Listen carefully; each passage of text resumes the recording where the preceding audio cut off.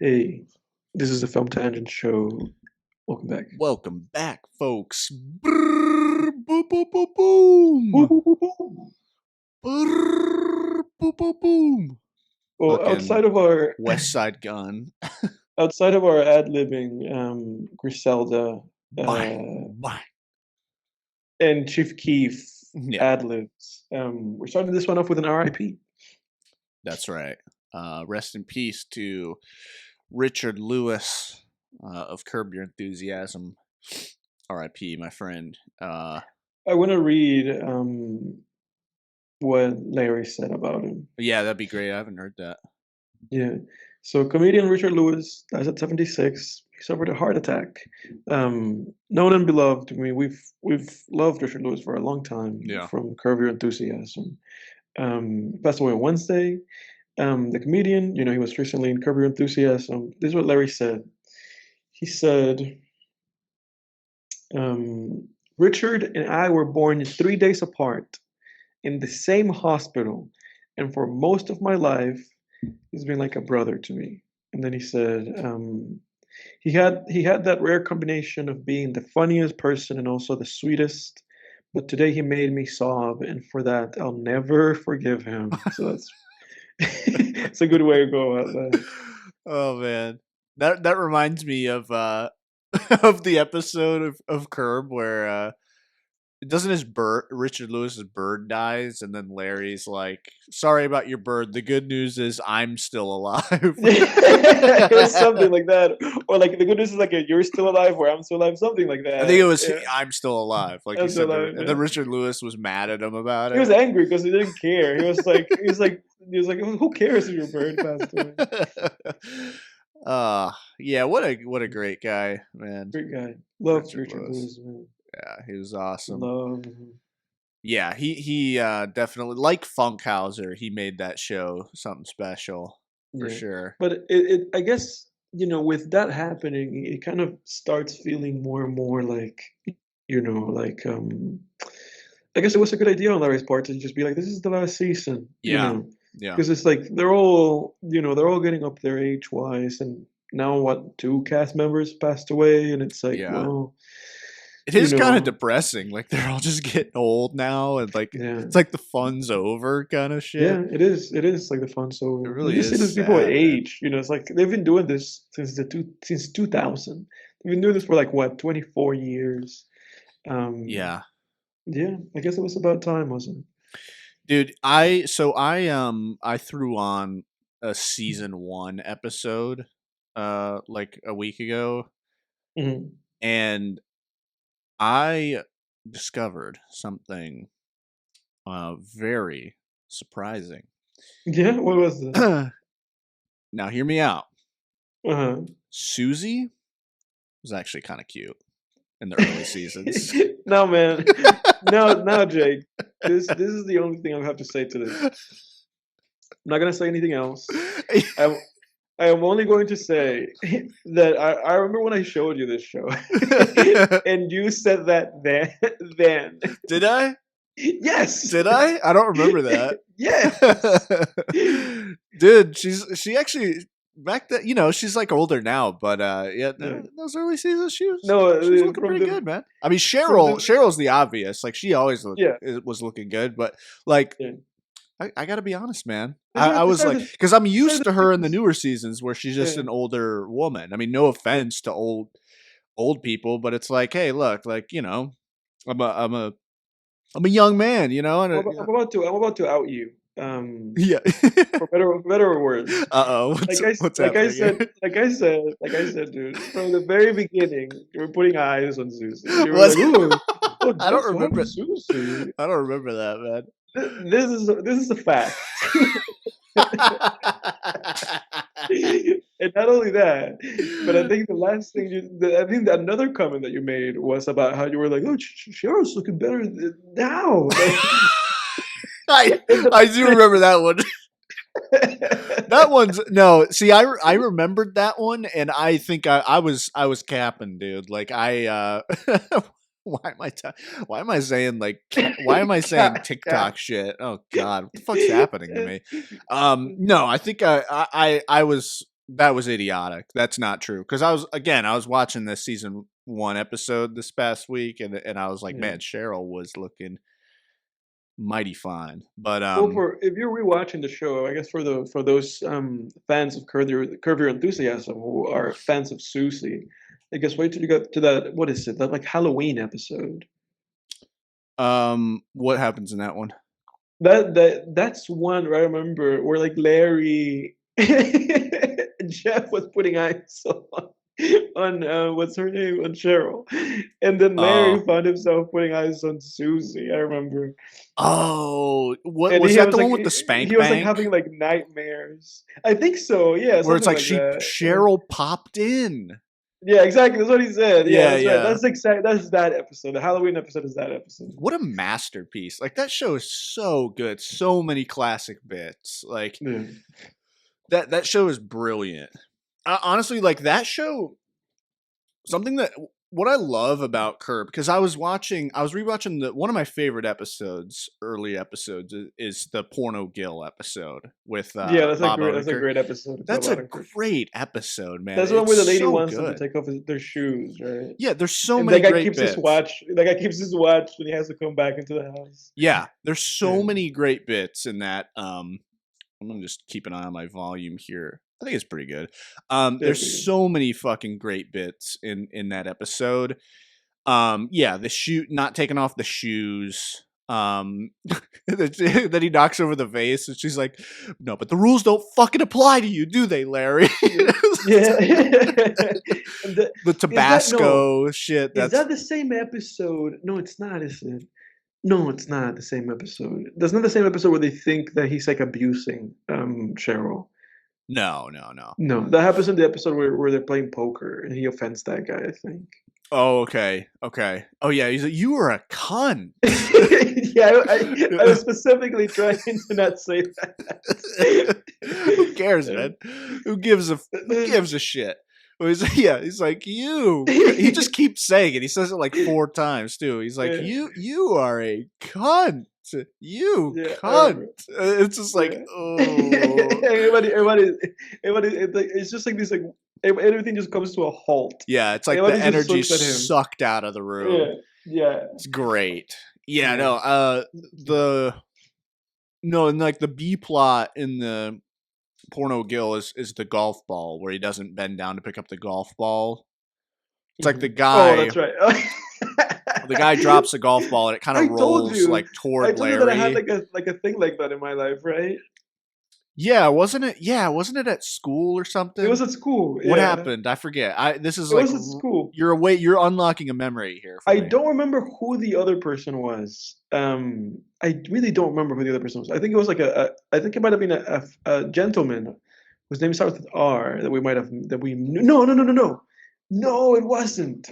It was a gentleman whose name starts with what was this guy's name? What was this guy's name? It was a blonde guy. It was in college.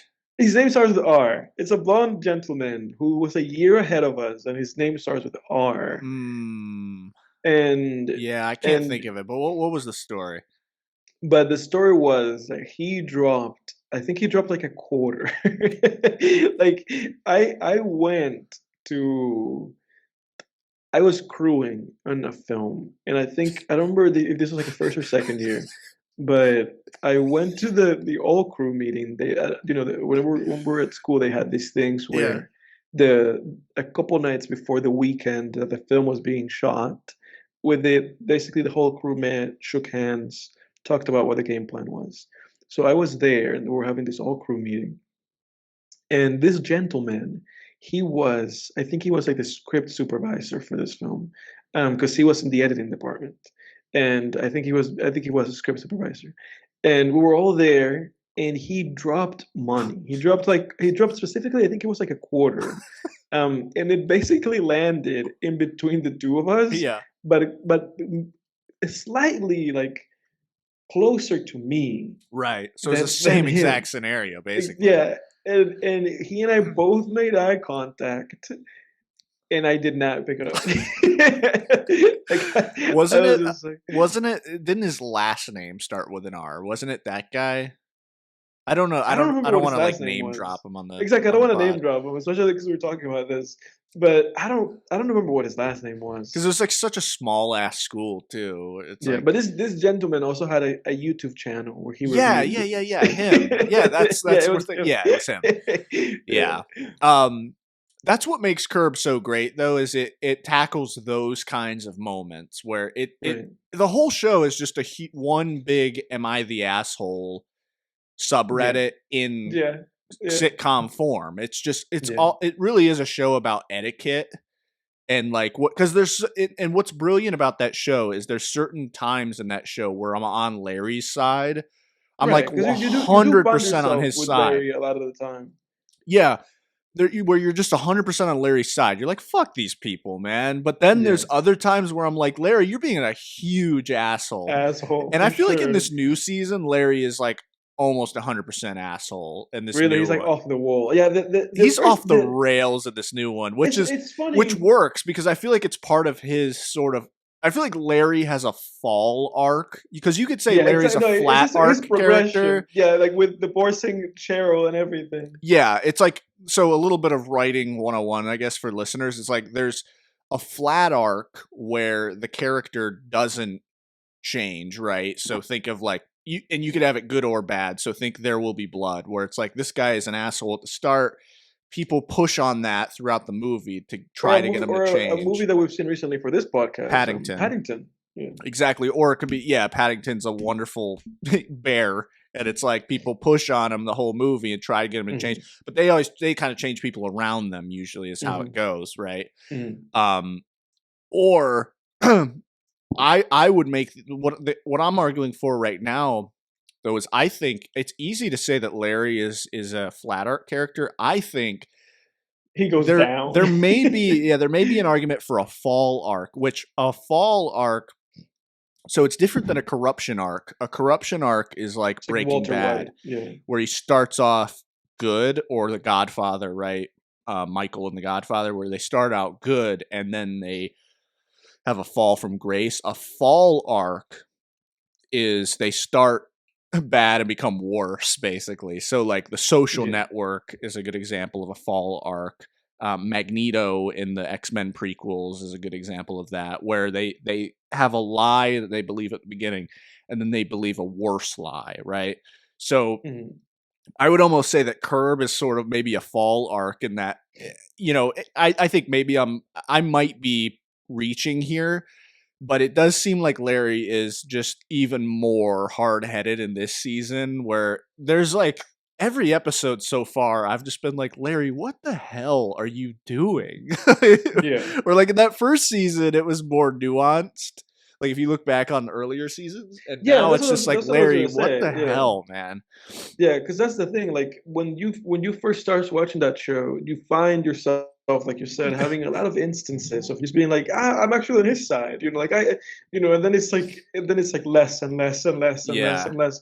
And I feel like I feel like a good departure of that, like I said, might have been like, like when when Cheryl divorced him, and it's like, that was like the only thing he had. Yeah.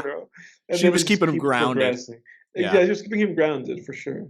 Dude, I'm like totally on Cheryl's side in that show too, because he would be impossible to be around. Can you imagine being married to somebody like that, like a female version of that? It'd be like, like you just sit down at a restaurant, and they're like, "This table's wobbly. I get the table is so wobbly." It's like, oh my god, dude, can we just eat? One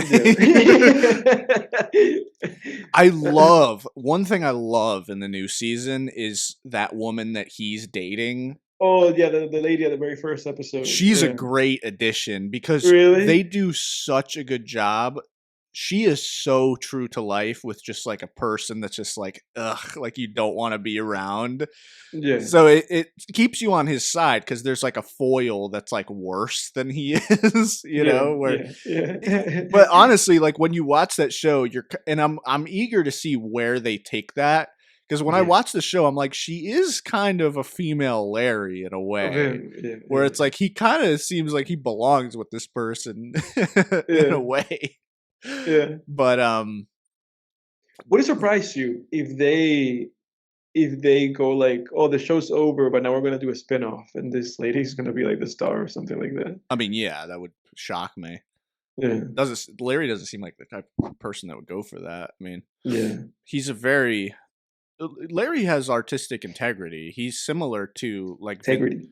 yeah, he's similar to Vince Gilligan. I feel like with the Breaking Bad universe, where it's very like, okay, we're done now. You know, like we're not. This is it, right? Yeah, Um, and I feel like Larry's the same way. Like they ended Seinfeld at the peak of its popularity, where it's just like, hey, this is like a good stopping point for this. yeah, You know? that's where Jerry decided to end that because you know that he had walked off that show in season Oh, that 6, I that is think it true. was. That's true. Yeah. Well, I guess it's like things that he's attached to. Um, Mm. but yeah, But no, you're right. You're right though in that sense because I guess for him it was like for me, I'm done with Seinfeld, so I'm leaving. You know, and it's like Jerry, if you want to right, keep it going. You know, but I'm done. right, and you know he was just making great Bang. money. Yeah, Yeah, yeah, but yeah, he it seems like he does have some artistic integrity there, and it's like if it were up to him, if it was only his show, he probably might have ended it if it was his shot to call, so to yeah. speak. What weren't they gonna? They were going to end Curb, right? Because there's a finale where he dies, right? But then he gets resuscitated. Yeah, that's right. That's like the end of like season 6, I think. Either season 5 or 6. That's at the end of that season. Yeah, he goes to heaven and stuff, and Yeah, it's like a because near because death because experience. that's the thing though. Because like I remember when that season happened, then the show was on hiatus for like 4 years. Right. And then he returned, and then they asked him, like, "Why are you coming back?" And they like he did an interview where they asked him, like, why are you bringing the show back?" And he was like, "Oh, he mentioned somebody. I don't know who it was, but he was like, oh, like that person, like that historical figure. I went away, I did nothing, and now I'm coming back. So Yeah. I'm doing it again. Yeah. Yeah. But I remember that. I remember I thought that the show was over, like season 8 or 9. I remember I was like, "Oh, I think the show's over." And he just keeps bringing it back. Because now this is season what, like 13, 12? Some. Yeah, I think it's 12. Yeah. Because since we've been watching the show, I remember when I first started watching Curb, which was the time around the same time that you first started watching it. I think they only had like 8 or 9 seasons. So we've been blessed with like I guess 4 seasons. Yeah. You definitely watched it before I did, because it Yeah. was first year. I remember you in our dorm room just laughing your ass off at it Yeah, I remember. with your headphones Yeah. in. Like, Yeah. yeah, yeah. What a treasure, man. I mean, we don't deserve that show. No, that show's fantastic. So good. Cause I remember after I finished watching it, that's when I was like, oh, I guess I might as well just watch Seinfeld. And I watched all the Seinfeld. Yeah. Yeah, that's right. Yeah. Yeah, you definitely binged Seinfeld. I'm more of like a pop in and out kind of Seinfeld fan. I definitely Yeah. haven't watched any I've in no sort of chronological way have I really watched Seinfeld. Yeah. I've seen a lot of episodes, but For me, I feel like when I find the show that I really like, I just become like a glutton for enjoyment. I'm like, oh, like I need all of this show. yeah, Like I'll just exhaust this show and then I'll be done. But then it happens to me sometimes where like I'll do that for a show. Like for instance, I did that with like It's Always Sunny in Philadelphia, which is still airing, I think. And I do that for shows sometimes, and I never go back. Like I just watch it until right. however much is out, and then I'm like, okay, I'm done. Yeah. And then I never go back. Like that was the thing, dude. Like with I know you finished like all of the Big Bang Theory, right? Yeah. Yeah, like that's the thing with the Big Bang Theory. I watched like maybe like 10 seasons of that show, and then I was like, I guess that's done. Never went back to see Big Yeah, I Bang haven't Theory. really gone back either. Yeah, Yeah, that was like a show my family and I would just sit down and watch that every night a few years ago. It yeah, was like during the pandemic. Um, and yeah, we binged the shit out of that show. Yeah, that show holds a special place in my heart because of that. It just reminds, it's like it's just one of those like just special. Yeah, like I said, special place in my heart. Like reminds me of just being with my family watching that. I mm, remember my mom like teared up at the finale. Like, yeah, yeah. yeah. Um, I should do. I should certain do. things just have a special, a Yeah. special home within you. I should do good by those shows. I should at least like go back and like rewatch like the ending. Like I Mhm. just at least like watch like at least watch how the shows end. Big Bang Theory's good. I mean, people that show gets like flack as kind of like a. I feel like people look at that show as the Like lowbrow, like no, well maybe, but they look at that show as sort of like the authority where it's uh, like that shows like the man in a way where it's like that's the establishment. I think that's what I'm trying to say. It's like I get what so you're trying to say. mainstream, and people hate it Yeah, because of that. But yeah, Big Bang Theory is pretty good. I think yeah. It's a it's fun show. funny. Yeah, it's fun. Yeah, It's fun. fun, it's funny show. It's a fun show. But I think you're There's right a about lot that of because great character work and stuff in that show too. no, I think you're right about that because I think for that show for the longest time it was like the most popular show. Yeah. All those people were getting a bunch of money, like all the actors, like like you said, I think it was just like, oh, it's popular CW show, like it's like it's not worth watching, it's Right. just a popular show. But no, you're right. There was definitely quality in there for sure. Yeah. I'm definitely not somebody. I don't there's like pop art, whether it's shows, music, whatever it is that has merit. Hmm. And just because it's popular doesn't mean it's bad in some For way. sure. I Yeah, think for sure. everything just needs to be taken on its own, um looked at and judged by its own merits. But yeah, like sitcoms I'm actually kind of a slacker on. Like I really haven't seen that many sitcoms. I've never watched Friends. I've never watched Always I've Sunny. watched most of Friends. I've seen the ending of Friends. Okay. Dude, Never watched How I Met Your Mother. you would love It's Always Sunny in Philadelphia. Yeah, I bet. Yeah, it's on my list. I need to watch Like that. I do think you'd love that show. I love that show. That show is great, especially like the first like 4 or 5 seasons. Okay. Great, like the sense of humor that you have. Yeah, I think you will really dig that show. And the chick on that show, she plays Cheryl's sister, right? In She Curb. does. Yes, yeah, yeah. Larry She has does. sex with her. Yeah, he got together with her. Yeah, that's That's right. awesome. I love that episode, man. That That was episode's great. great. It kind Yeah, of felt like a win in I a should way for rewatch that Larry. one. Like Yeah, I Cheryl dumped did. him and he Yeah, slept with her sister. he's living It's with their kind of like, sister. oh. Yeah. I was like, Well, because . there's also this element of that they never touched back on, and it is that they like Ooh, rebounded, like him and Cheryl, after her being with what's his face, Ted Danson. Ted Danson. That's Yeah, right. And but she's they still never, with him now. and she's still with him, but they She's never paid the piper for that. they never followed up with that. Yeah, I wonder if they're going to leave that alone or if she's going to pay the piper in some way for that in this season. Who I would love to knows? see it. I would love to see I it. would I Because would love to I see remember, them close because you that. remember that in that season, it happens like a couple of times. It doesn't happen just once.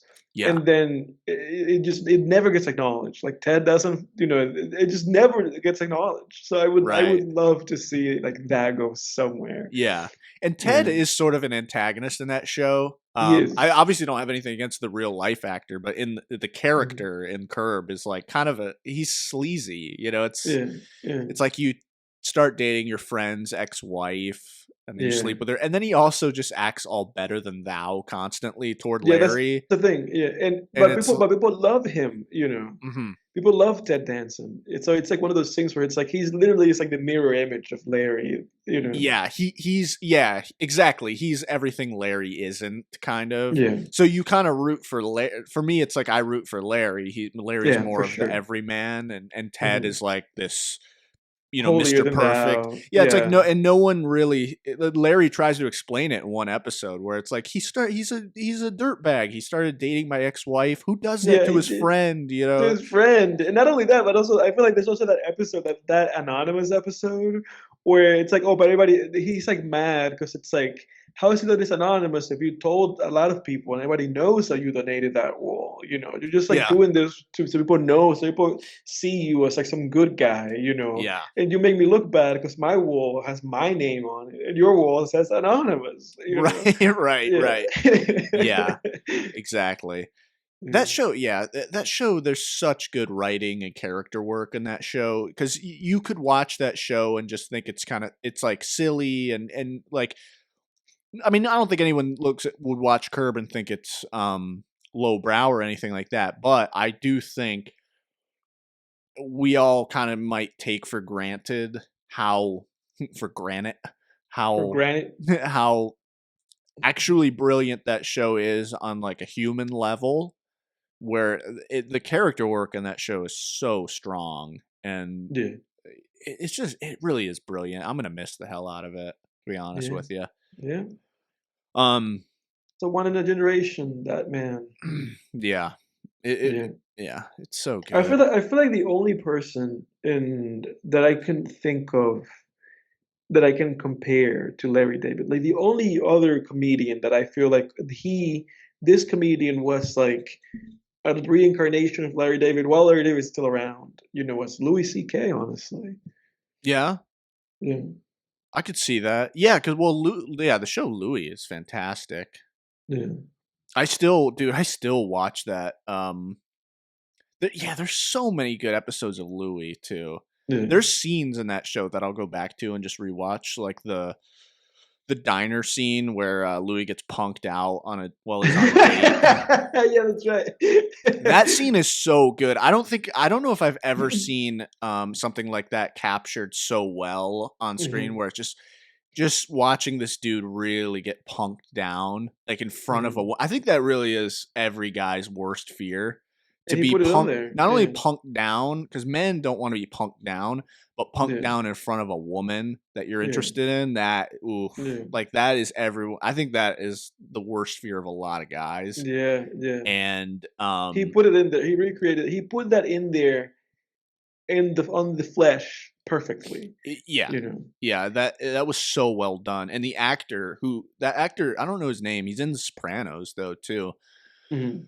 Um, but the actor who played the jock or whatever is so good.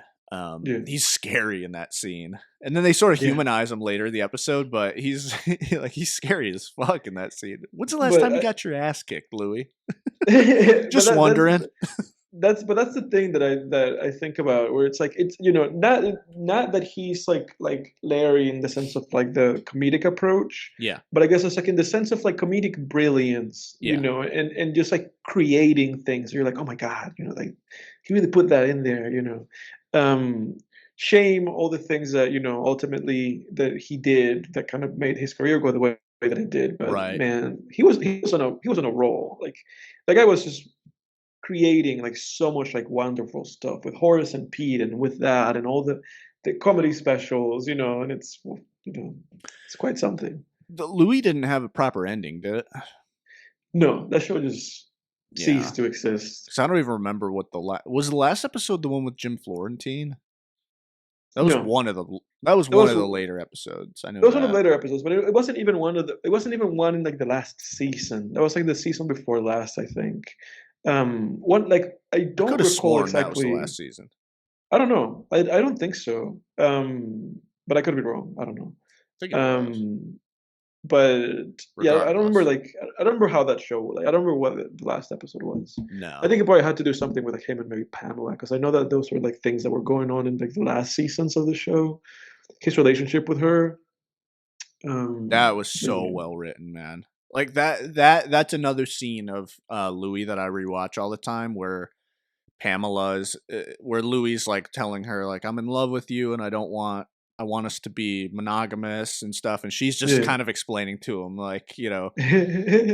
she, that scene is so good where they're in the restaurant. She's like, because if we move in, Yeah. nobody's gonna be loving anybody. Yeah. Yeah. She's like, don't we know this? Because they're both Yeah. divorced. She's like, don't we know Yeah. this? you know, and then she's like, look over at that girl, and he's like, what Yeah. girl? She's like, that one with the titties. Don't you just want to stick your face in there? Yeah. She's like, so we can hang out tonight, but tomorrow we're gonna go to our own house and play with our own things. Yeah. That scene is so well done, man. There are Yeah. scenes in that show like that are just brilliant, absolutely Yeah. brilliant. Yeah.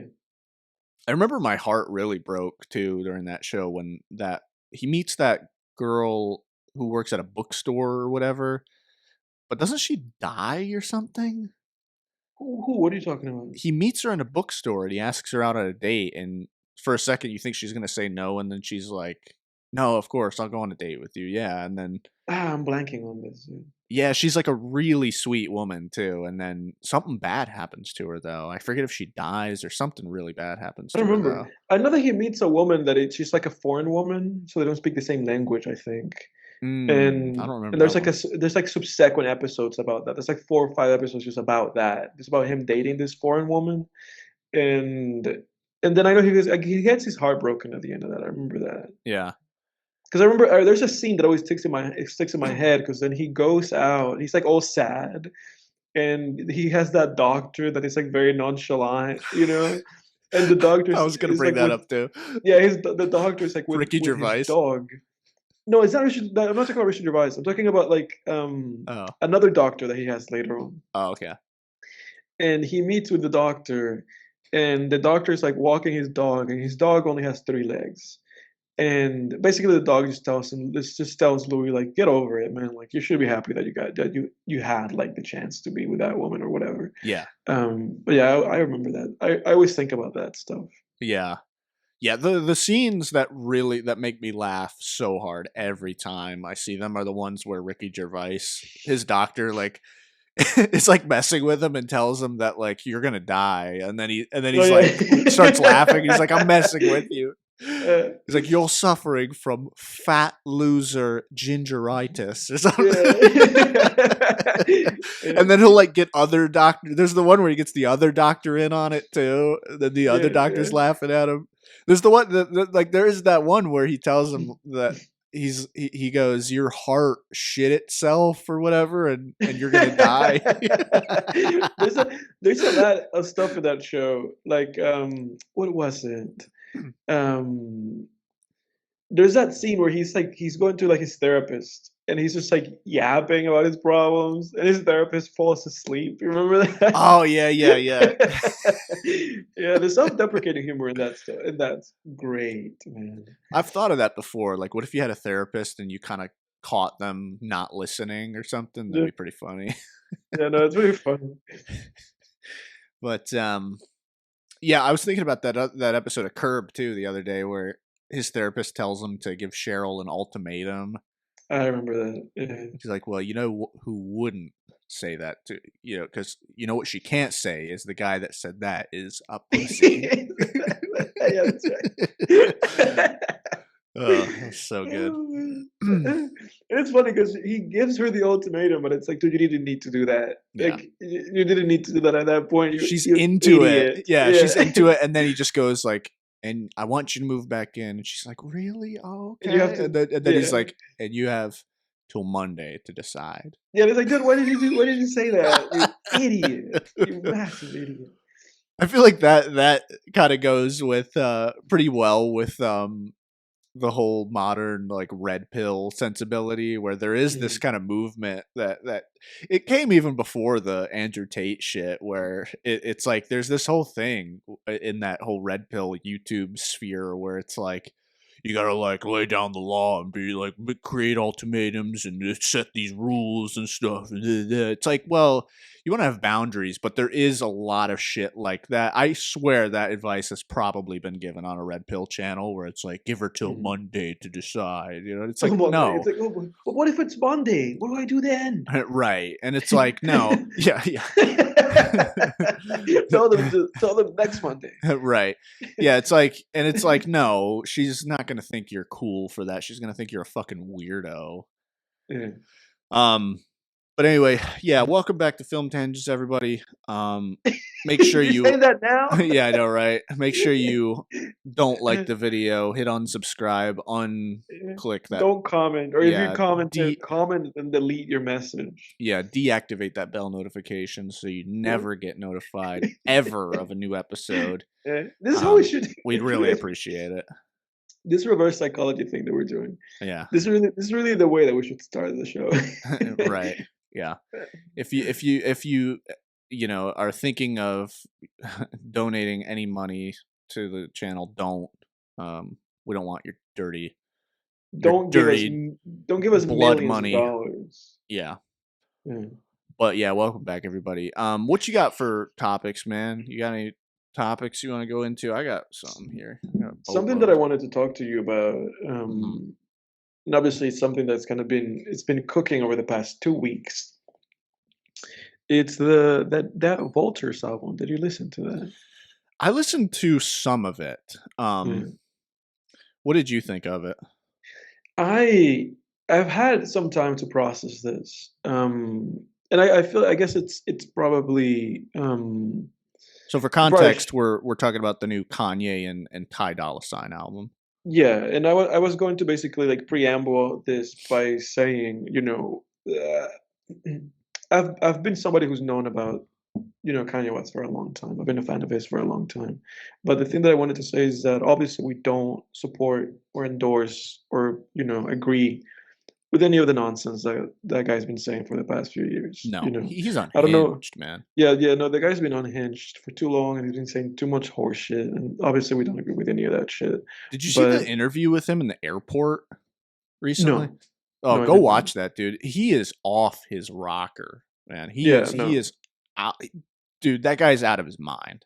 No, 100%. And that's the thing. Like, I don't. We don't. I believe I speak with for both of us. Like, we don't agree or fucking endorse any of the shit that guy Right. says. And I will caveat that with, I don't want to come across, like ableist here, where I don't believe in shitting on, like mentally unwell people, or I wouldn't try to like diagnose him with something. But, I don't believe he's, sound of mind, let's put it that way, when he speaks. I really don't. Yeah, yeah. No, I agree with you with that. But that aside, let's talk about the album. So Right. there's been a lot of discourse about this album, specifically because the album was released, and then him and Mr. Which I have to like delete this album because I have it on my phone right now, and I have to delete it just because like Apple Music did one of those things where it like separated the album in my phone, and now the album itself is like tracks 1, 2, 3, 5, 6, 7, 9, 10, 13. Yeah. The other tracks are like now existing outside of the album. It's like what the fuck? Yeah, I I hate when it it, does that. I hate that. It's like if they have anybody at Apple, like if they have any like developer or like anybody doing like working on this, fix that. That's like my biggest pet peeve with Apple Music. Like my biggest pet peeve is like don't do that. Like I want the album to just be the album. I don't want it to be six different things. But um the biggest thing that happened out of it is it obviously released independently because nobody released this. Like nobody wanted to touch this and be associated with this. Right. So it released an independent album that they just put on streaming. And then the big fallout of this has been like the Anthony Fantano, the Needle Drop, his review, because he reviewed it, and then basically the review is like this 7-minute video of him being like, "I'm not gonna review this, because of I don't endorse any of the shit that these guys have been doing or these guys have been up to, but these guys have been Kanye." Um, but then the weird thing, and maybe he was just doing this for engagement online. He was like shedding on the album and being like, "Oh, the album's trash," and saying this, that, and the other thing. Well, yeah. So it's like, Um, which is it, dude? Are you reviewing it or not? exactly. So then that just caused a lot of mayhem, where people were like, I guess people were like sending death threats to the guy, which that's never okay. But it also it just seemed to me like he also was just trying to get engagement and like farm money on Twitter or whatever and just get people mad. It's like because it's like if you're saying that you're not going to give the guy attention, you're giving the guy a lot of attention. Right. Regardless, I thought he was full of shit because I listened to this album, 16 tracks, and I honestly think that like 12 of these tracks are great. Yeah. That's my honest opinion. I Okay. was like, I came out of it and I was like, there's like 4 or 5 stinkers. I was like, there's 4 or 5 stinkers. The one And then with there's a Freddie hand, Gibbs is a stinker. and then there's a handful of songs where I'm like, that song could be better. Like that's I feel that way about that song. Like I don't think the song's a stinker because I think Freddie's like I think Freddie's feature is great, and I think Tyler Sign's great. I think Kanye sucks in that song, and I think he kind of makes the song. He kind of brings the song down. Yeah. But other than that, I thought the song was alright. But I like the album. Like, that's kind of how I came out of it. I was like, oh, I think this is pretty. I was like, I think overall, like, if I were to rate that album, I was like, I'd probably give this like a 7. Like I thought it was like pretty good. Not a lot of filler, a lot of like really cool, really great songs. Yeah, that's kind of like my overall what my overall thought was. Whether or not there will be a new album, because I think one's supposed to come out on the 10th. It's supposed to be like 1, 2, and 3. Mm. Whether those ones will come out, I have no idea. Whether they'll be better or worse than this, who knows? Probably worse. But yeah, I thought it was pretty good. Yeah. I yeah, so I listened to probably half of it. Hmm. There weren't uh, I don't know. It to me the album was, from what I've heard, is like whatever. Yeah. There was nothing on it that I was like, oh wow, I gotta put this on my playlist. Hmm. Um, I love the collaboration. I mean, Kanye West and Ty Dolla $ign forming kind of a super group here, Y Dolla $ign or Yeah. whatever. It's like cool, Yeah. man. Yeah. I mean, White Dollar Sign. I love collaboration, especially in the hip hop world. The collaboration, collaborations become really synonymous with hip hop. No other, For sure. For not sure. many other musical Yeah, people in pop music genres. are now making collab albums. There's not like a Taylor Swift, album with like, Right. whoever, Billie Eilish. Yeah, and features, like if you look at, people have been like, musicians have always been collaborating, but there are, like, when you, I think there's something about hip hop where you go to a hip hop album and one of the first things that I'm looking at is like the features, who's featured on this album. I'm curious, right? Hmm. um it features is something that, it's a part of hip hop, I think, that's very unique, to where there's a lot of collaboration and cross pollination and stuff in hip hop. And that's why I hate all the beefs too, because it's like, I want to hear people make, great music together. Like, whenever, a lot of times when two rappers beef, I'm kind of like, they'd be pretty good on a song together. Like Freddie Gibbs and Jpegmafia are beefing Jpegmafia, right now, yeah. and the Yeah. first thing I thought was like, hey, that'd be an awesome collab, actually, right? Hmm. Because Hmm. Danny Brown and Freddie Gibbs collaborate all the time. Danny Brown and JPEG had a collab album. Why not That's Freddie right. Gibbs and JPEG, right? And it's like, well, we might not be getting that now. And the same. Spready Gibbs. You're right. Oh God, Have you seen that?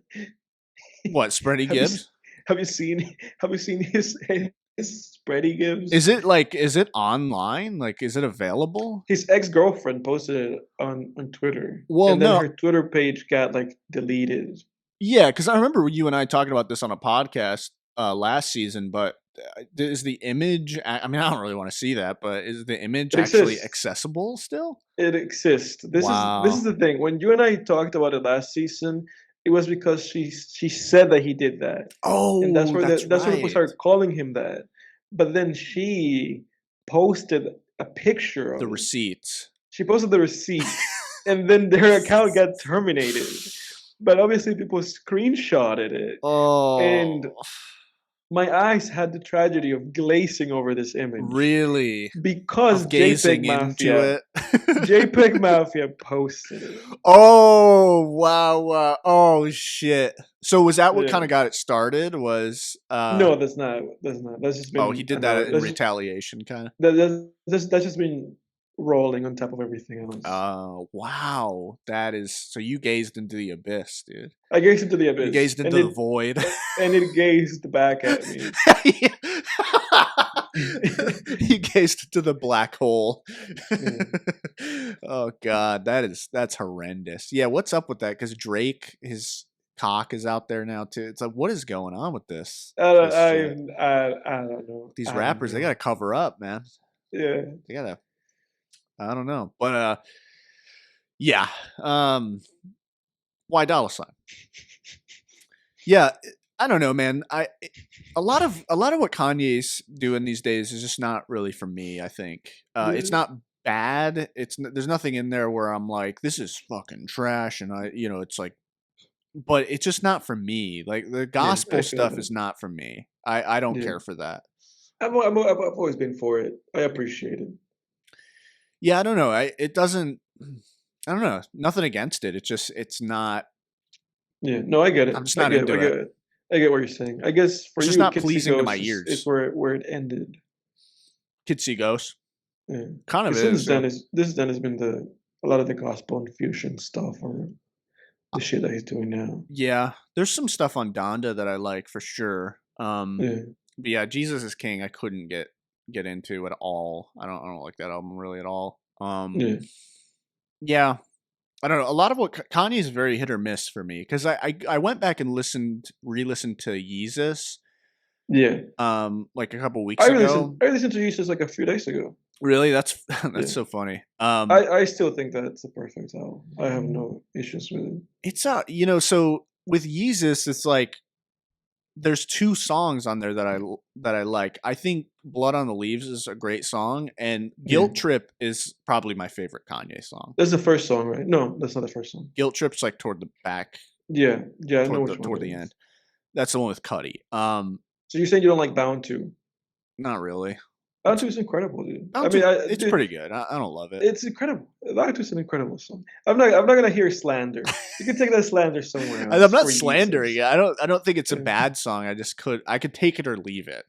No, I'm saying That's how I feel. I'm not gonna take the Yeezus slander Oh, I altogether. gotcha. I'm not gonna listen No, to you talk about that I don't album. feel I don't know, man. I'm not feeling it. Like Yeah, cuz I love like Death Grips and I feel like Yeezus was a similar sort of experiment where it's for industrial sure. music, but Yeah. it's not all created equal, Like when I listen No. to Government Plates by Death Grips, I'm like this is fucking fire. And then when I listen to Yeezus, I'm like, it's I don't whatever. know if this is a hot take for you, but I do think this album's better than Government Plates.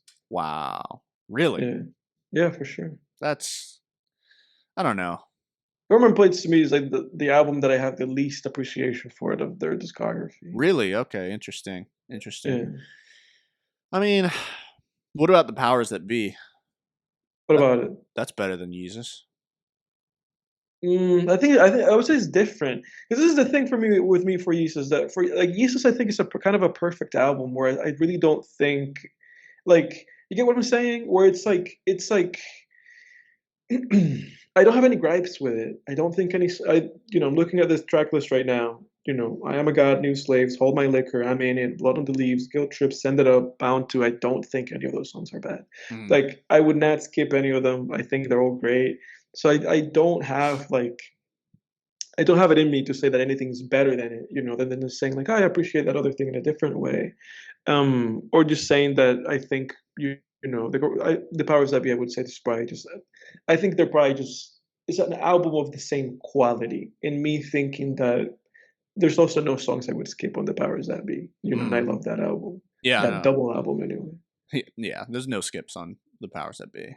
I was listening Yeah. to Voila today. So good. Oh no, there's no skips in there. But that's the thing, like you know that I have a relationship with this artist in such a way where it's like a lot of the things that he's done with his music, even in The Life of Pablo, that that I also think that's a perfect album. I don't Yeah. have issues with them, I really don't. And I re-listened to a handful of The Life of Pablo songs. And again, I was like, fuck yeah. I was like, everything in here, great. I have no issues with anything. I think Saint Pablo, the last song in that album, is incredible. Probably St. one of the Pablo's good, yeah. greatest, probably one of the great to me, probably one of the greatest like ending tracks to any album, Yeah. Yeah. So it's one of those things where it's like I I do believe like, you know, from my perspective, those first like 7, 8 albums and his discography are just like near perfect albums. I have no issues with any of them. And obviously I feel like that's what's cultivated for him, like this audience of people that are just kind of just being like, will it ever be like that again? Yeah, Like yeah. will we ever get anything approximating those things? Yeah. And for a while it hasn't been that way because obviously Donda and this are nowhere near like the quality of those albums. But from my perspective, at the very least, both of those albums are good enough. Where I'm like, I have at least I have fun with them. Yeah. Yeah. Yeah, It's true.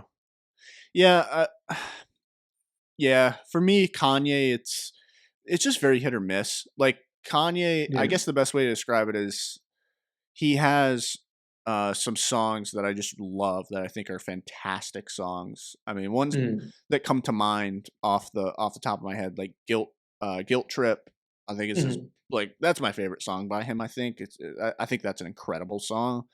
mm. Um, some classics, Flashing Lights, Barry Yeah, Bonds. Those are yeah, fantastic. yeah.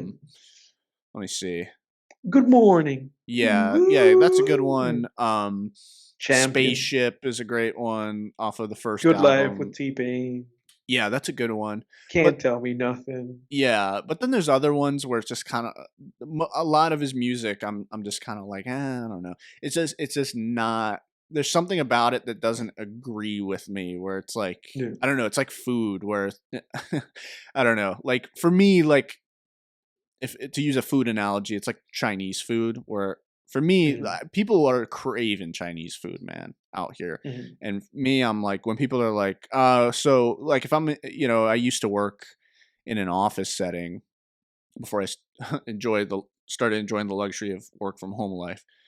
But I remember being part of the leadership team in the office, and it was like, oh, we're taking everybody out to eat, and they're like, we decided to we're getting Chinese food, and everybody's like, yes, and I'm kind of like, okay, I guess. It's like I'm not That's your mad feeling. about it, but it's just kind of like, Yeah. and that's kind of how I am with Kanye, where it's like, I don't know, not everything's gonna Yeah. work for everybody, I guess. Yeah. I know. I get what you're saying, and I know you felt that way about. I know you've been like on and off with those feelings with him for a long time. Yeah.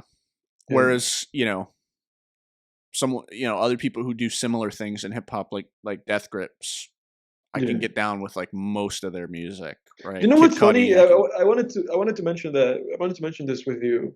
That I've thought. I was like, I think with Death Grips there must be like some kind of clock with people, because you know who just got into Death Grips recently too? Who? My brother. Really?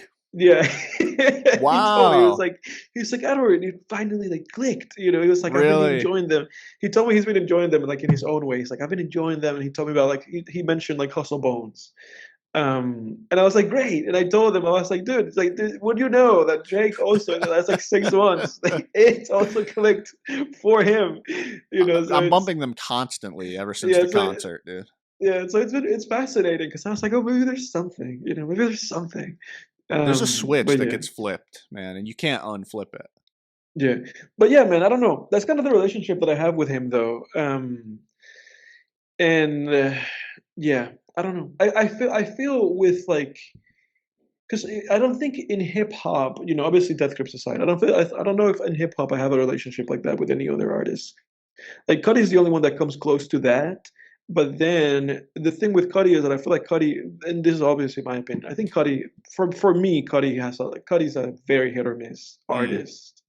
Um, but his highest highs are, Hmm. comparable to what I get from like Death Grips or Kanye or whoever my other favorite Yeah, artists are. yeah. I think you and I think yeah. I don't know. Yeah, it's hard to quantify that. I was gonna say Yeah. something. I was gonna make a comparison, but I don't think it's accurate. Anyway, um, well, yeah, folks, we got to stop. Edward and I got to stop yapping so much before the podcast because we eat up all our time like off the air, and then we only have Yeah. like 20-30 minutes left before Yeah. we gotta skedaddle. But It's only yeah, so much you can have of a good thing, isn't there? exactly. We'll try to be we'll try to give you guys something more substantial next week. But Mm. let's see. We got like 25 minutes. Do you want to go Yeah. into the We can. film or yeah? No, because we can. Or we I got to mean, we got to recap. yeah, like that's what I say. Like, do you want to go ahead and do our recaps? Yeah, yeah. You go first. Okay, I'll be quick. As usual, usually I've seen a fraction of the things that you've seen. Um, I don't know if you guys remember this. I was going to listen to Jpegmafia, Yeah. and so I did. And these are my findings. Jpegmafia has, what, let me see, one, two, three, four, five. He has 5 albums. I listened to those 5 albums, and I have to say I'm kind of disappointed. Like I think I expected more because I have known about Jpegmafia. I've known about him since 2018. And I've always just kind of gravitated around his music. I've always I've heard the popular songs. But I was like, okay, it's time. And so I started with Black Ken Carson or Black Ben Carson, which is a funny name for an album because Ben Carson is an African American gentleman. Right. So But I have to say that this album's pretty good. 19 tracks feels a little bit too long, but it's pretty good, and it kind of gives you that Jpegmafia experience, 2016, being like both experimental and really off the wall, and being really aggressive, not necessarily in his delivery, um, but more so in his word choice and the things that he's talking about.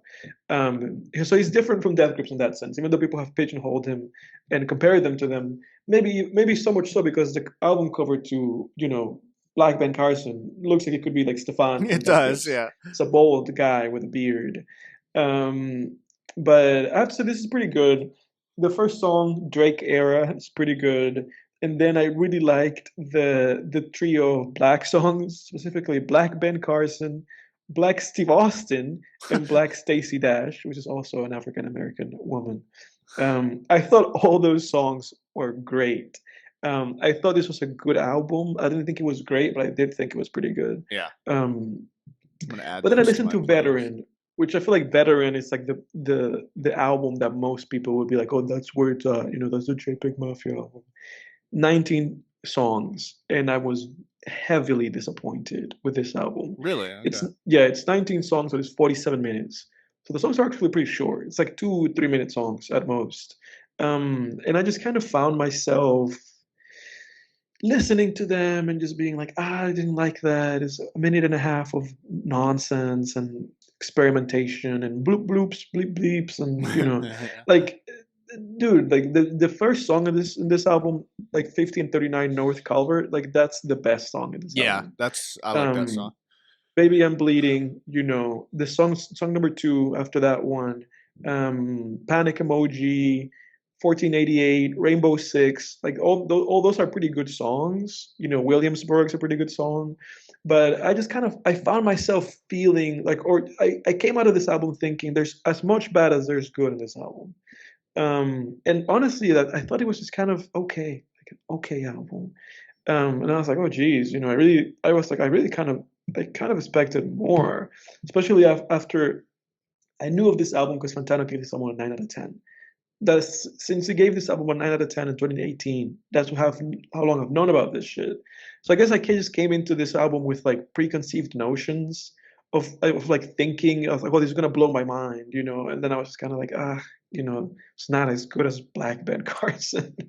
um, then I listened to All My Heroes Are Cornballs, and that this is another 18 song album, 45 minutes, and I felt like it was just following on the same footsteps as Veteran. Like he was just like, oh, Veteran worked, so I'm Mm. gonna do Veteran again. And by doing Veteran again, I mean like the same kind of songs, like quirky experimentation, outlandish, things, saying outlandish things. This is the album that Um, I have the most songs in my playlist from this album. from All My Heroes Are Cornball. Yeah. Yeah. And again, there's highlights here. Canon versus Kel, highlight. Yep. What is it? Jesus Forgive Me, highlight. Let me Grimy see. Waifu I like. Yeah, Free the Frail is a highlight. Post Verified Lifestyle. Buttermilk Jesus Type Beat. That was pretty funny. Um, that's freestyle. There's stuff in here. Prone, like there's stuff in here that I was like, oh, this is good. I enjoy this. But again, I found myself coming out of this feeling like, oh, this is kind of forgettable, and no song felt cohesive enough for me to come out of it being like, oh, this is great overall. I actually thought this was better than Veteran, but not by much. I thought it was an okay album. So by this point, I'm pretty disappointed, and I went into LP, which is the album from 2021, which everybody was gassing up this album. Fontana liked this album, Mm. other music reviewers liked this album. It kind of felt like this album was more of like a breakthrough for him than Veteran was, and so I listened to LP, and LP was where I was like, this is where it's at. Like, I don't know if you listened to this album, but this album is actually pretty amazing. Like this is like a really great album. Okay. I Um, don't think I've listened to anything off this one, so I'll have to. yeah, this is an 18-track song, 49 minutes. But this is the first time in his discography where I was like, his quirkiness is actually matching, like it just felt like everything came together. I was like the quirkiness of the beats with his delivery and his intentions. It actually feels congruent, and it actually feels like somehow to me felt like oh he found whatever he was looking for before, with just making like off kilter beats, but making them like really catchy and accessible, and actually being on topic and delivering like actually interesting performances. And then I listened to Scaring the Hose, which is incredible. Yeah, that's a good one. There's a handful of bad songs. I thought Shut Your Blank Up. I thought that was a bad song. I didn't like Kingdom Hearts. I didn't like Run the Jewels. And let me see. And I think I did no, I think I did like the Jack Harlow combo view. But I didn't like Heaven on Earth. I don't think I liked that one. So there's 4 songs out of the 14 that I like, but I still think this is really great. Yeah. And I thought that they brought the best. Like I thought they brought like great stuff out of each other. Yeah. Lean Beef Patty's probably my favorite. Lean Beef Patty is great, and Perfect is great. But that's it. That's my recap. Nice. Been a Jpegmafia kind of week. Yeah, I like him a lot, but I actually haven't listened to LP, so I just added a bunch of like all the starred songs. I just added to my alternative hip hop playlist. No, it's great. It's great. From the first song, Truth, you know, that the first like 5-6 songs are great, just back to back to back to back. Nice. I my alternative hip hop playlist, which is basically code for non-trap or weird trap, so like there's some Chief Keef on here. This playlist is now 1,113 songs long, 67 hours long. Wow, dude. That's I work hard on these, man. But yeah, that's where you get all your Kid Cudi, MF Doom. I mean, just anything non-trap or non-mainstream is on this. But all the G-Funk stuff too, I put on there. All the Tupac, Biggie. But anyway, yeah, I just added those the starred tracks to that playlist. Anyway, all right, let me do my recap. So, movie wise, I watched I've watched a few movies in the past couple weeks since we did the short film about love, but I'll be brief. I watched Speak No Evil, which was the let me see, Danish horror film thriller film, very similar to Funny Games. I gave this a 2 out of 10. I thought, or not a 2 out of 10, excuse me. Wait, 2 stars out of 5, so that'd be a 4 out of 10. Yeah. So yeah, so I thought that there were a lot of scenes in this movie that had tension that you could just you could just cut the tension with a knife, I think is the way the saying goes. And I cannot take that away from this movie, but it's my review. I put a review on Letterboxd too of this movie, and my review was, it's like Funny Games if the killers had no weapons and the parents just let them do whatever they want without fighting back. And that's it, dude. How recent is this? This is from 2022. This was kind of like big in the horror community, and there's some horrific stuff in it, but overall, you can't suspend your disbelief, and there's apparently some shit behind the scenes with this movie where it's like, oh well, it's supposed to represent the country's government, doing this to the people and then not doing anything about it. It's like, yeah, but if I have to go look that up for your film to make sense, your film sucks. And they could have done that. They could have pulled that off. And still made the characters' actions believable. But yeah, it's like there's no, halfway through the movie, you're like, oh my God, these people have no self-preservation mechanism whatsoever. I mean, they make Friday the 13th characters look brilliant. Like they were trying their damnedest to escape from Jason. I mean, they make Friday the 13th and all slasher characters look brilliant by comparison. So yeah, that was the issue I had in it. It takes you right out of the movie, man, when that kind of stuff happens. I watched The Wailing for the first time. What an incredible film! Oh, that's right, you did. You watched The Wailing. That's right. I'll do a full review later, but what I will say is that it's brilliant. I mean, I mean, just phenomenal Korean horror film. You agree? You agree with my take when you and I spoke about it on that horror episode? Yeah, it's amazing, dude. And I thought I thought the ideas that the themes that they were dealing with in this movie were super interesting. Mhm. And I don't know if this was intentional, but because the movie starts off with a Bible verse from the book of Luke, I believe. That's right. But there's a lot of parallels to the book of Revelation in this film that I noticed. Because the movie is kind of about we don't know who to put our faith in. That's kind That's of what right. the movie's about. You know, it's That's like, do right. we put our faith in this shaman? Do we put our faith in this Japanese guy? Do we put our faith in this woman who's This saying the lady, Japanese yeah, guy's the bad guy? You know, yeah, it's like, who the hell are we supposed to believe here? And it reminded me of the book of Revelation, where there's a similar thing in it, where basically the Antichrist, what a lot of people don't really know, I think, about the Antichrist in the book of Revelation is that the Antichrist masquerades as Jesus. And the people that's who right. follow him think that he's Jesus. And I always, when I was a kid, I read that and I'm like, well, that seems kind of unfair. That's like a raw deal. You know, it's like, Hmm. what, Hmm. how could you say those people are bad if they thought that that was Jesus? You know what I Right. mean? Um, but a lot of people, when they think of the Antichrist, like they don't even know their own Bible. I feel like in a lot of cases where it's like they think it's just this devil guy that comes down and No, is like, I've always "Follow been very, me." I've always been very like well aware of like that's what's supposed to be. That Exactly. it's supposed to be like this like charismatic figure that people are just following. You know, they don't know they're a Right. bad person. Exactly.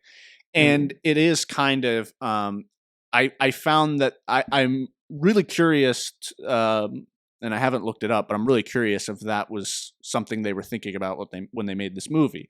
Cuz Hmm. in the climax you're like, who the hell do we put our faith in? You know, Hmm. there's like so many people where it's like they're saying that's the bad guy. No, that's the bad guy. No, that's the bad guy. And you're like, holy shit, what do we do? Hmm. Hmm. Um, amazing, amazing, amazing, amazing. Yes, 100%. And then I watched The Iron Claw with Zac Efron, that wrestling movie. The Iron Jaw. I see. The Iron Claw, man, that was a good Mm. movie, man. I gave that an 8 out of 10. That was really Really? good. Really just emotionally devastating film. That was great. That was a great movie. I highly recommend it. Another great film from A24.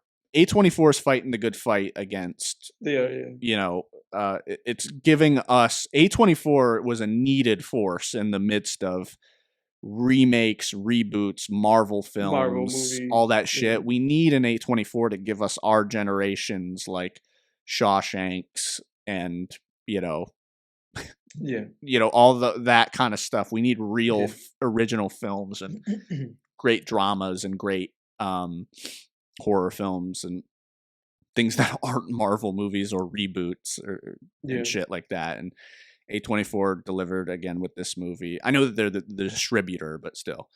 And then I watched Guardians of the Galaxy Volume 3. I thought it was pretty average.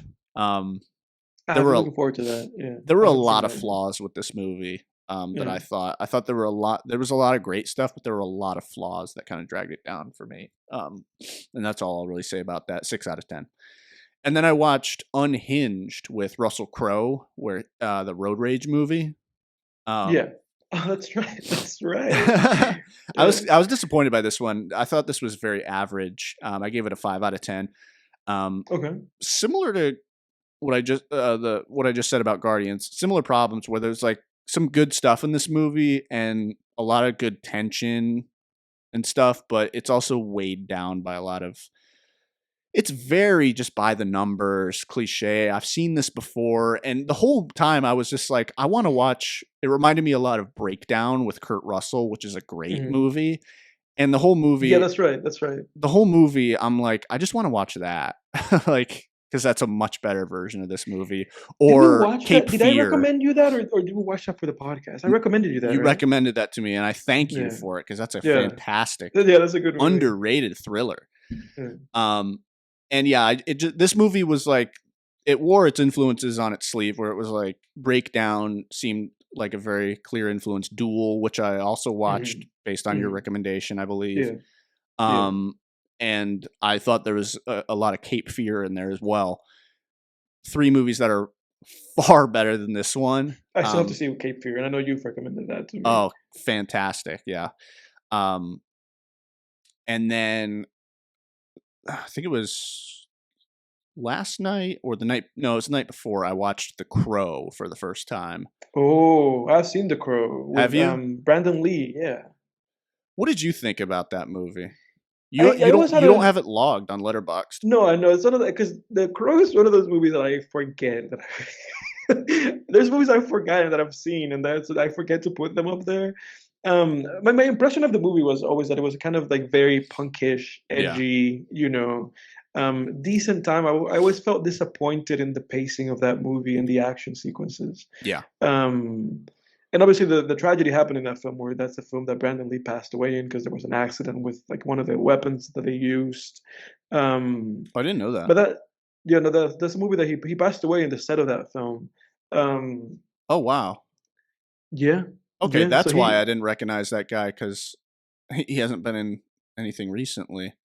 Yeah, yeah. So that he passed away and he couldn't finish the film. Like, they had got somebody else to finish it. I guess the guy looks like him or something. Really? Yeah. I did not know this. Yeah. I thought that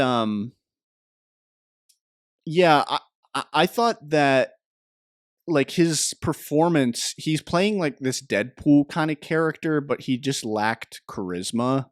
I think the performance lacks charisma, where it's this Deadpool kind of character, but it's played as if Keanu Reeves is like playing it kind of, where it's just kind of like, I'm not feeling this. And yeah, I felt similar to you where the action scenes left a lot to be desired. The guy who plays Candyman was awesome in this movie. There were a lot of things that I liked about this movie, but ultimately I gave it a 5 out of 10 because I thought it was very average. Yeah. And I don't like this director's style, I don't think, too, because he made that Dark City movie that we That's had right. we had to stop. We stopped watching. We couldn't even finish that. It was like 30 minutes in, and we were just like, "This sucks. Let's just watch something else." But yeah, and then let's see, TV wise, I've been continuing to watch that show Oz, the classic HBO show. That show's great. I've been really enjoying that show. I don't think I've ever heard about it. It's good. It's a prison show. One of the main villains is played by J.K. Simmons, so that's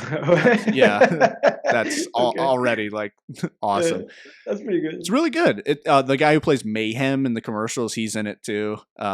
It's really solid. I like it. It's dated, but there's actually something about the dated quality of it that works really well for it. It gives it sort of this documentary feel, so it makes it feel grounded.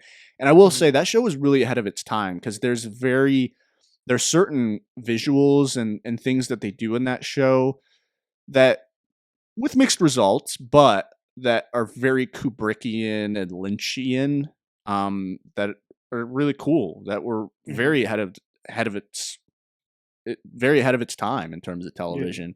Didn't seem like anyone was really doing anything like that back then. And then Jack got me into Death Note.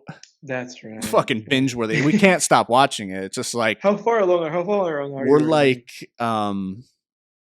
7 episodes, maybe something like that. 6, 7 in that range. So still single digits, but we're humming along. Okay. I have no doubt we're gonna finish it pretty quickly because you're still in the first opening where he does the whole Christ thing. Yeah, and the episode we just watched was the one where she hands him the ID and he's like, "Gotcha," like kind of that moment. So what do you mean? Explain that to me so I know exactly what you're talking about. Yeah, I'm just trying not to spoil it, but it's like she hands him the ID. He's like, "I'm heading the investigation," and she hands him the identification. Okay, so it's that, and he's like, "I got your name, bitch." Clock. Yeah, because he writes it in his clock, right? Yeah, she's like, "Why do you keep checking your watch?" Yeah. Yeah. And he tells him like, "I am, this person." Yeah. Yep. And iconic. Oh, so good, man. That show is freaking binge worthy. And then so Jack's getting me into that, and then I got Jack into True Detective season 1, and we're almost finished with that. And dude, you have got to watch that. Like no ifs and ifs, ands, or buts, dude. Like holy shit, you have done yourself a disservice by not watching that that season yet. It's Mm. so good. It's an achievement of filmmaking, of art. It is fucking incredible. There's a reason I've rewatched it now probably like 3 or 4 times over the years. Okay. So incredible. Didn't Tarantino talk some shit about it or something? He just said, because I think, what was it, like Corey Fukunaga, he directed it, right? I don't know. I think he just said that he did not believe the characters because he thought that they were just like, oh, his whole point was, I found the show unrelatable and unbelievable because these guys are good looking guys. That's basically what he Yeah, said. that's an L take. Mm. That is such an L take. Yeah, fucking incredible. And like a migrating bird, every year, like I get just this kind of like, oh, time to rewatch True Detective season 1. It's that good. Yeah. Shame that the rest of the show sucks. What about the new season? I thought that was good. No, it's bad. Okay. It's not good. It got renewed. Apparently, the last season has been the most popular of all the seasons. This latest one, Yeah. it's bad. Yeah. It's not good at all. Yeah. But yeah, let's get into the movie of the week, sir. All right, dude. The movie of the week this week is Titane. Titane, I believe, what year did this come out? Let me see. Titane came out 2021. in 2021. Yeah. It's a horror science fiction movie directed by Julia Ducournau, the same director that made the movie Raw a few years before that. Written and directed by her. Mr. What did you think about this movie? Yeah, so I sat down to watch it one night this past week, and sat down with some food, and then I was like, I should probably eat first. Yeah, because So remember they told you about this. yeah, so I put on an episode of Curb, Mhm, ate my meal, then mhm, watched it. mhm. And dude, I couldn't even finish it the first time. I had to go back and Really? finish it later. Like Yeah. this movie was this was atrocious, I thought. Mhm. Like I thought this movie sucks. Well, you and I are going to disagree. Really? Oh Yes, yes. sir. Yes. Finally. Finally. We are going to disagree. We're going to Finally. disagree. Dude, it's been so long since we've disagreed. So Yeah, no, we're disagreeing. a little background too. I mean, I was suspecting this too because I wasn't sure. I was like, we're either going to agree on this or Edward's going to, because you have a lot of appreciation for Raw, and Mhm. I don't carry your sentiment for Raw because don't you have that at a 9 out of 10? I do, yes. Yeah, I think Raw is like a 6. I mean, Yeah. I think that there's some great scenes and it has some good ideas, but I just don't. There's something about her directing style, which I've seen before, and her Mhm, story, not only directing style, but storytelling style coupled mhm, with, so it's like there's a storytelling where you have this kind of script that just comes across lazy in Raw mhm, and in this movie.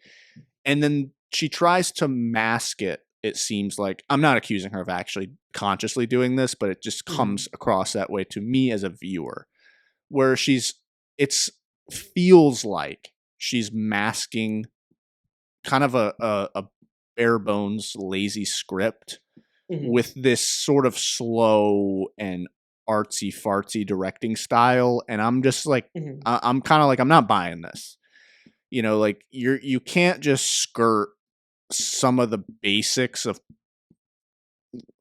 plot and just entertainment, honestly, and just engagement by doing this sort of slow directing style. I just feel like mhm, she's trying to fool me, and I'm not really buying it. And again, I'm not accusing her of that. I think I always give artists kind of the benefit of the doubt, like they put their best foot forward with this. It's just how it makes me feel.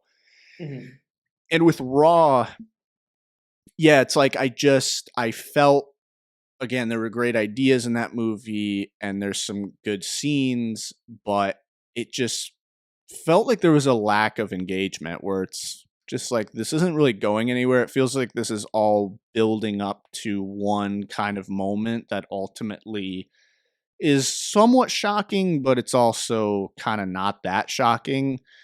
Um, like in Raw, that moment is when they wake up and the guy has like a bunch of chunks or whatever bitten out, and it's kind of like Mhm. that's shocking, but it's also sort of like too little, too late to me. Where it's like Mhm. this should have been the first. This could have been like a Act One break or Act Two break, not the Mhm. climax. And I felt the same way with this one, but even worse. Yeah, this movie's just really off-putting to me in almost every way.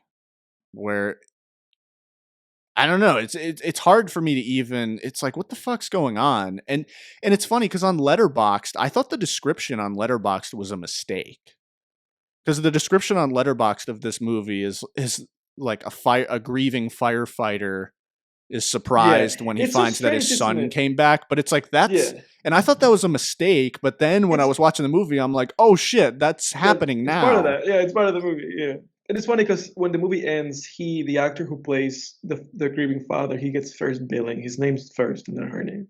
Yeah, it's weird. And that whole thing was weird. It felt so out of left field to me.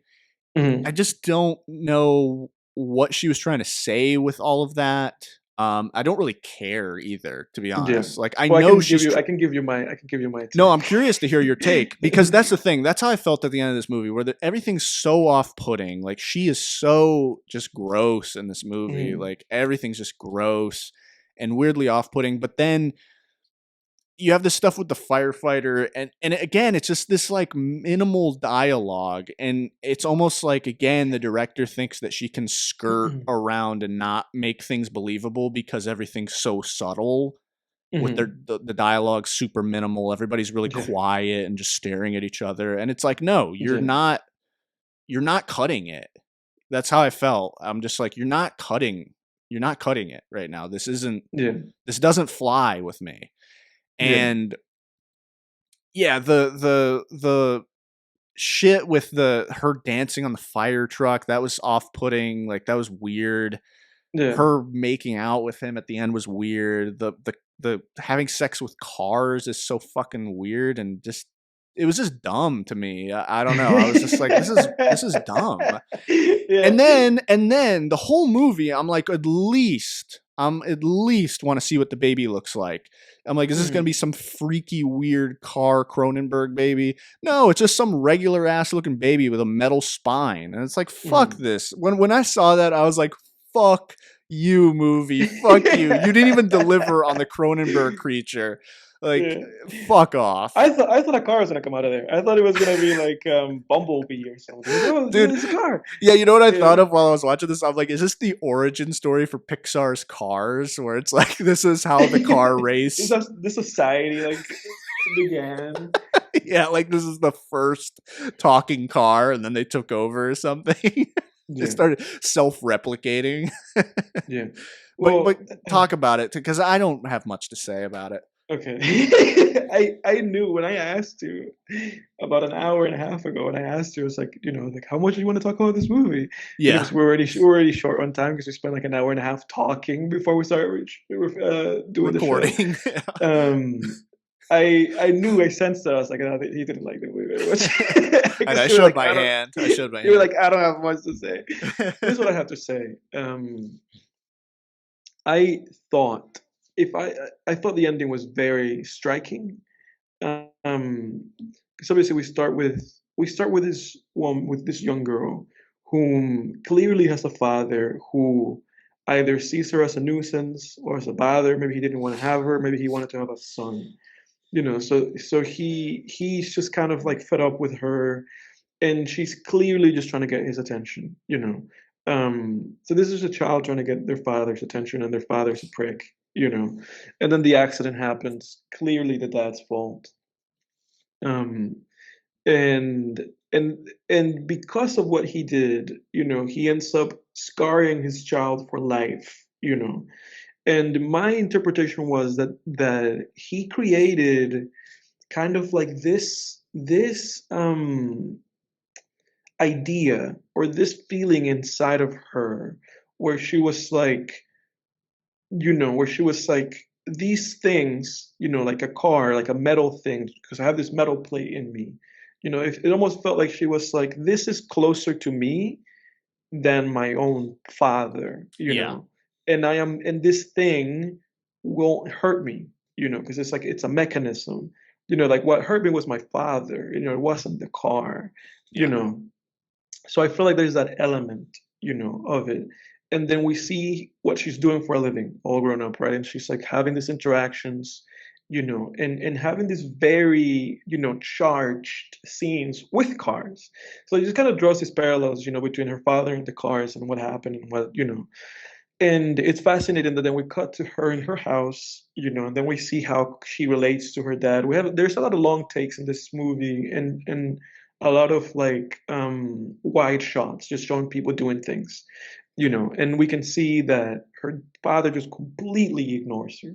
It's like she's not even there, Um, and it's also like he never took ownership of the fact that he did that to her. You've hurt this child, so I think the movie is a commentary. Like I think she was trying to make like a commentary, like some kind of analogy of like what happens to you when something like that happens to you, and when you grow up with a father or like a parent that rejects you and ignores you, imagine that, what it would feel like feeling like ignored by your own father or your own parent figure.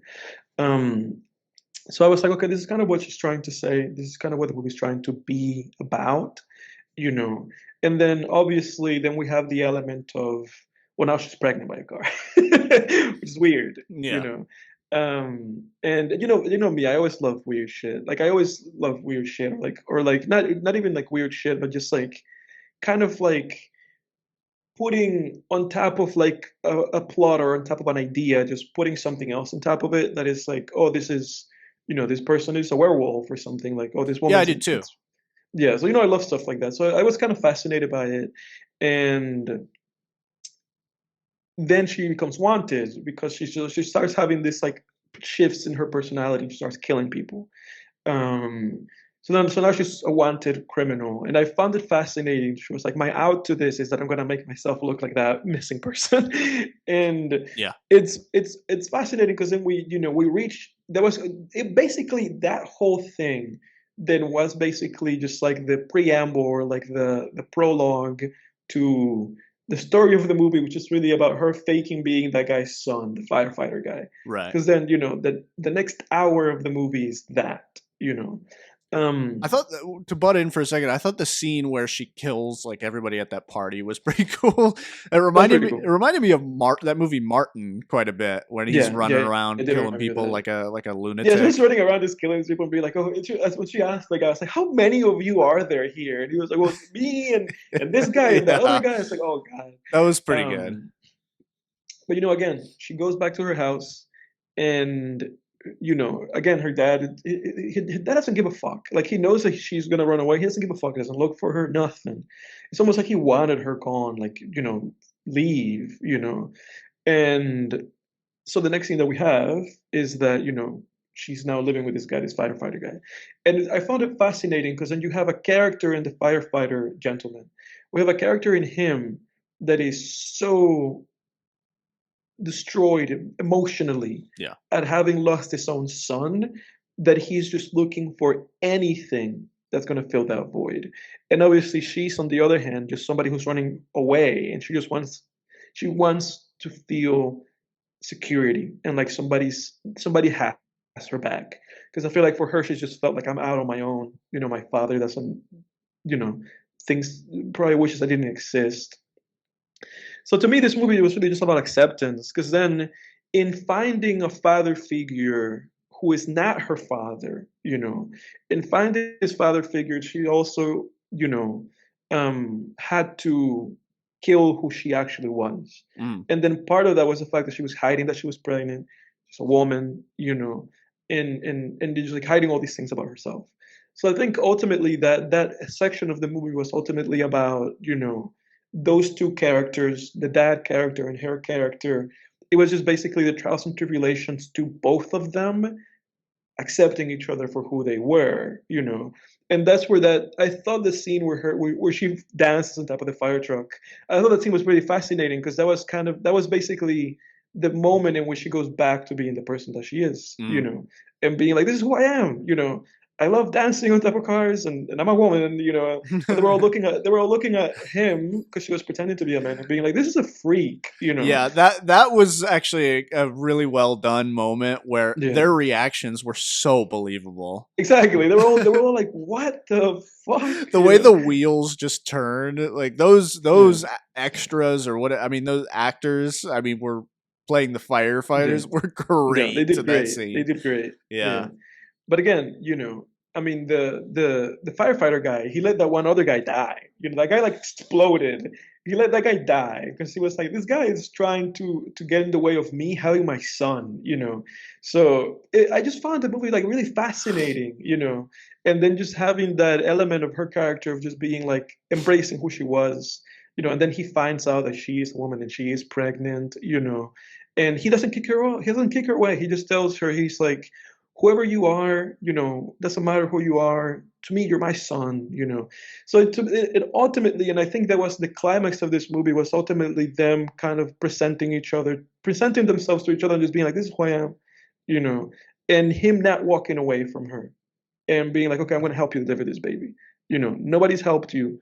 Nobody knows. You've been keeping this a secret, and I'm going to accept that, and we're going to do this together. Um, and I think for his character, what he gained from that was an actual son. It's like, oh, now I have a son. Mm-hmm. And for her, I mean, she died, but at least she died having had like an actual father, because he accepted her for who she was. I thought that's ultimately what the movie was about. And just like obviously a bunch of like analogies and symbolism on Yeah. top of that. But I do have to say that I did enjoy this film and I did find it like moving and freaky and weird, but Yeah. human. And that's ultimately like why also I love that movie Raw, because I think to me that's kind of the thing about this director that I really appreciate about her, that it just kind of it to me feels like she's able to really to me it feels like she's able to create like really human characters Yeah. and just make really weird or like gross movies, but at the end of the day like really kind of centered in like being like I'm trying to explore like something psychological or something like ultimately like human about these people, even if I'm going about it in like a really like obtuse way. Yeah. I liked it. And that's what horror to me is all about. I'll give you that. I mean, I think her execution is just not for me. But like again, this about me. One of my favorite horror movie and one of my favorite films of all time, Hellraiser, right? And that's what it is. Right. It's to me, it's all about the human aspects of spiritual desperation. Maybe And this is where you and I have a lust. crossroads, because we know that I don't appreciate Hellraiser as much Yeah. as you do, and I guess you don't have as much appreciation for these movies as I do. Yeah, because a lot of times, I mean, because again, it's like there's a pyramid of elements of a story, right? Where like the base of your pyramid is the philosophical conflict, the themes, the meat. Like that's what is your story about on a human level? What's it saying about the human experience, right? And then you just have these other levels of the pyramid where it's, characters, plot, and then you got your little stuff on the tip of the pyramid, right? Like world building and music and, or whatever those little elements are, right?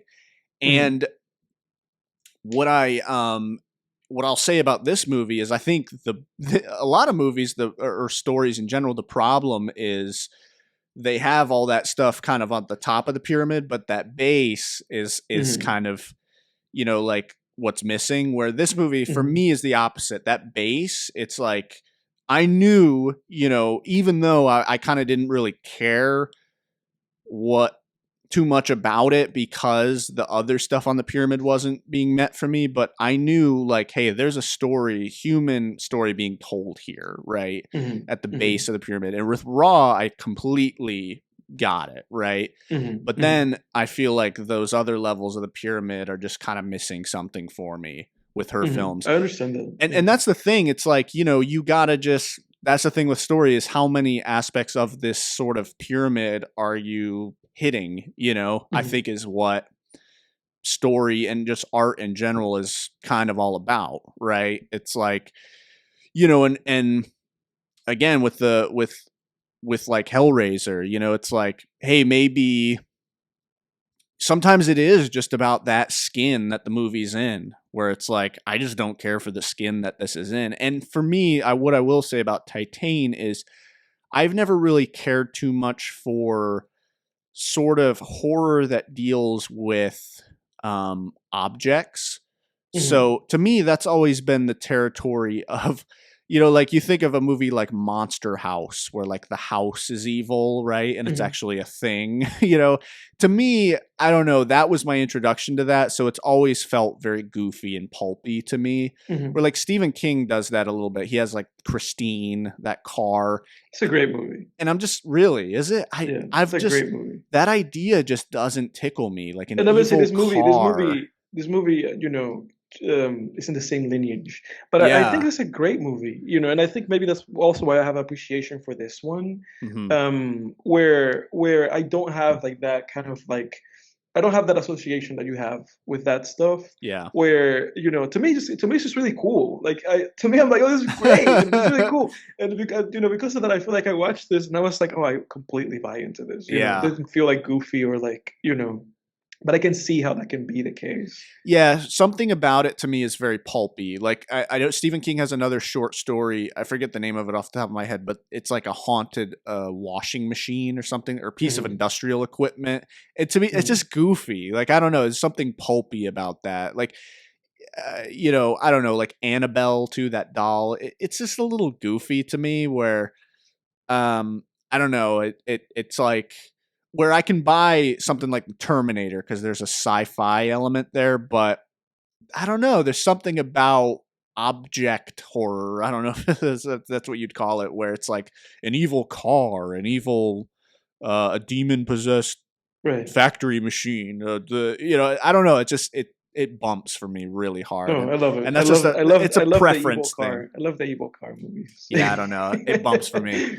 But hey, that's just it's personal taste at that point, I guess. I will, you know, again, it's not the only problem I had with the movie, but that it was already sort of like behind the starting line for me in that regard, I guess, when I went into it. So, what would you rate this? Man, I don't know. I got to give this like a 2 out of 10. I just really didn't enjoy it. But I can't give it I can't give it a 1. Like, I have to give it a 2 because there's merit here. You know, there is merit in the craft. You know, some of the scenes were well done. The acting did you agree solid. in like my kind of interpretation? Yeah, sorry, I meant to say too, like your that was a really well thought out interpretation of the movie. And I think you're spot on with that. That was solid. I really believe if the director was here, she'd be like thank you. Yeah, she'd be like, thank you, Edward, to give you a big hug. Like, you're spot on. That was a really intelligent evaluation, sir. Yeah, well, I appreciate that, dude. Yeah, man. So I meant to say that. I got off on a tangent. Yeah, at least you can see that it's not, you know, it's not like, oh, this guy's just a freak. No. There's appreciation. Dude, I love freaky shit. It's just, it's not all, you know, it's not all created equal. It's taste sometimes, I guess, too. Yeah, but I feel happy that we didn't see eye to eye. I do too. We agree too often on this. Yeah, because I'm like, oh, finally, you know, this is a controversial. We have to have some controversy. Jake gives this movie a 2. I gave this movie like literally, this movie was like really good, like great. I think it depends on the day how I feel about it. I'm curious what your rating is. What? I think I would rate this like a 7 or an 8. Really? Wow. I think this is below Raw. I thought Raw was a better movie. Me too. I do think this movie's pretty good. And honestly, this movie might grow on me on like rewatches, and I may pick up different things about it. Yeah. The girl from Raw is in this movie too. Yeah, she is. She's the romantic interest at the beginning. The nipple ring girl. Yeah, but yeah. That scene made me Oh yeah, when the hair that got made me caught. grit my teeth too. Yeah, That but director I think does things like that too. She did that in Raw, where it's like something that doesn't even have anything to do with the story, but it's priming you kind of for yeah, grossness. yeah, it is. Yeah, but yeah, I think so. I think if I went on Letterboxd and rated this movie right now, I think I would give it a 8. I'm gonna settle for that. Wow. All right. Yeah. Yeah. Well, we did heavily disagree on this one. Yeah, So yeah. I hey, thought it was a great movie, and you thought it was a bad I movie. thought it was terrible. But hey, listen, like, dude, I can celebrate the fact that we had a disagreement on this one Yeah. because What that that's that makes yeah. it interesting. What are you bringing to the table, sir? I'm excited for next week's pick, dude. This is gonna be Yeah. a rewatch for me. I believe it's gonna be the first viewing for you. My pick for next week is a movie that for the other day just popped into my head again that I watched a few years ago that I really enjoyed, and I'm really Mhm. excited to watch this one again. The movie that I've selected for next week is a movie called Q, also known as Q the Winged Serpent Huh. from the Okay. 1980s. It's an 80s monster movie. And I think script wise, story wise, it's a cut above most monster films. Very Hitchcockian. It's from the 80s. Yeah. Okay. It's got the dude who played Bill in Kill Bill is like one Okay. of the main characters. It's really good. I really enjoy this film, and I'm excited to watch this one again. But very yeah, very underrated Huh. kind of classic monster film.